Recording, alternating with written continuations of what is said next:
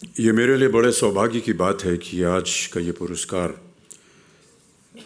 मुझे समर्पित किया गया है, लेकिन जैसा कि अभी बताया गया, मैंने सदा अपने आप को इस योग्य नहीं समझा कि इस तरह का पुरस्कार मुझे मिले।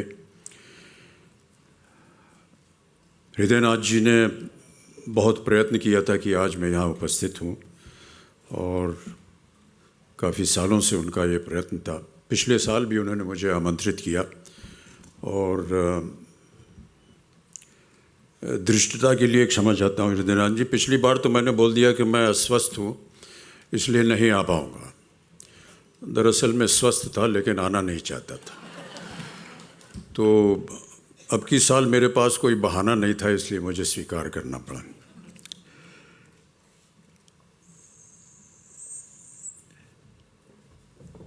कुछ बातें जो है मैं आपके साथ हिंदी में कर रहा हूँ। ऐसे ही एक कार्यक्रम में मैंने जब हिंदी में बोलना शुरू किया तो इधर ही जनता से आवाज़ आई, ये मराठी मराठी। तो मैंने हाथ जोड़ करके उनसे क्षमा मांग ली और कहा कि मराठी शिकत आए, और बच गया। लेकिन ये जो वाक़या हुआ था इसको 10-12 साल हो गए हैं और अभी तक मैं मराठी नहीं सीख पाया। पहले समय नहीं मिलता था, अब वृद्धावस्था में थोड़ा सा समय मिल रहा है, इसलिए मैं प्रयत्नशील हूँ कि मराठी सीखूं।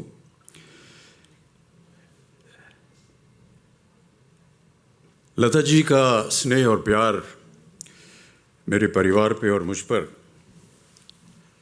हमेशा रहा है, और हमें जितना आदर सम्मान उन्होंने दिया है उसका मैं वर्णन नहीं कर सकता हूँ। न जाने क्या ऐसी बात थी कि वो जब भी मुझसे मिलती थी या हमारे परिवार के सदस्यों से मिलती थी तो एक अलग तरह का उनका स्नेह और प्यार होता था।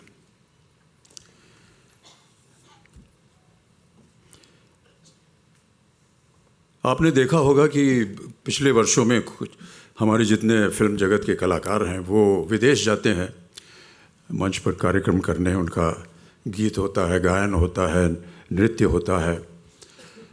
शायद लोगों को पता नहीं कि इस तरह के कार्यक्रम मैं भी किया करता था, और एक तरह से माना जाए तो इसकी शुरुआत जो है वो मुझे लता जी की देन मिली थी कि इसकी शुरुआत की जाए। ये शायद बहुत से लोगों को पता नहीं, 1981 की बात है।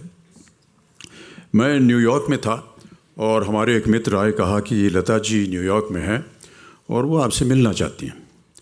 तो मैं लता जी से मिलने गया। उन्होंने कहा, अमिताभ जी, मेरा यहाँ मंच पर एक कार्यक्रम है मैडिसन स्क्वायर गार्डन, जो कि बहुत ही विख्यात अमेरिका का एक स्टेडियम है। वहाँ पर एक हॉल है फेल्ट फोरम, जहाँ पर उनका कार्यक्रम होना था। उन्होंने कहा, यहाँ मैं चाहती हूँ कि आप 2 मिनट आकर के मेरी एक प्रस्तुति कर दें। लता जी का प्रस्तुति करना ये मेरे लिए समझ में नहीं आया है कैसे कह रही हैं, लेकिन क्योंकि वो लता मंगेशकर हैं इसलिए मैंने उनकी बात मान ली और मैंने कहा ठीक है लता जी, मैं आ जाऊँगा। जाने लगा तो फिर उन्होंने कहा, अमिताभ जी सुनिए, हमने सुना है कि अभी आपने अपनी एक फिल्म में गाना गाया है।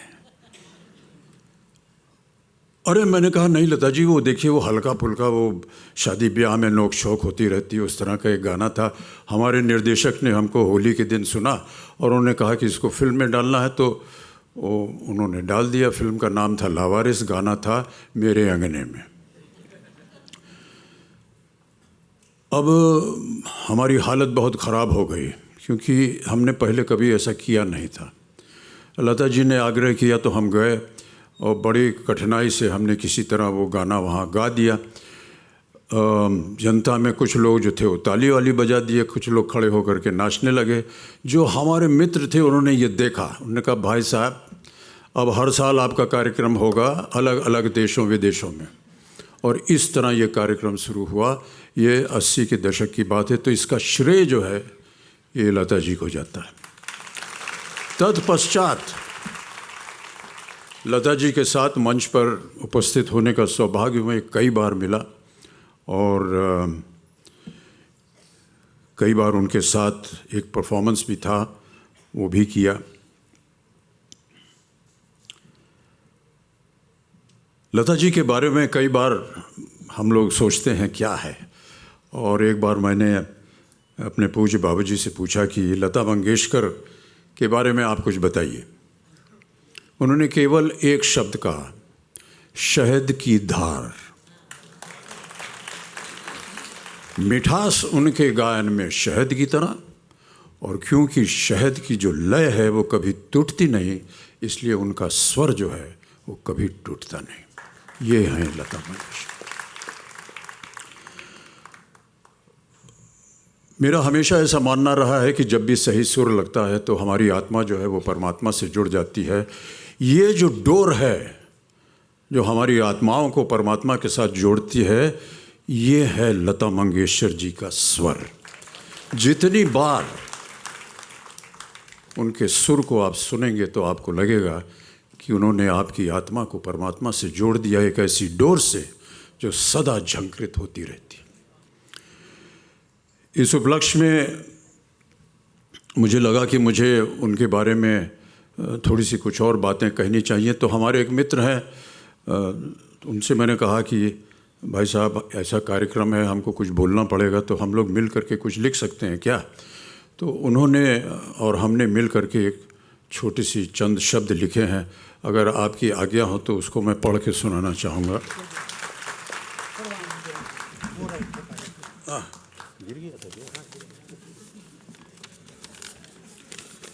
तो ये जो शब्द है इसको एक शीर्षक भी दिया हुआ है, और शीर्षक है आकाशाची सावली। आकाशाची सावली। काळच्या त्या ज्वलंत वाळूवर अनवाणी चालत होतो मी, पुढच्या पावला पलीकडे पाहण्यास अक्षम। कारण काय की ते अशक्य होते, वेलच नव्हतं। तेव्हा कार्ययच उद्देश होते आणि कार्ययच कर्म होते।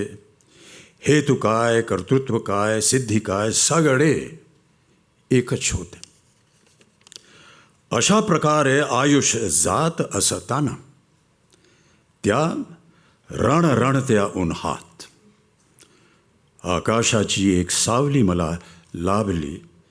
त्या आकाशाचे नाव लता मंगेशकर।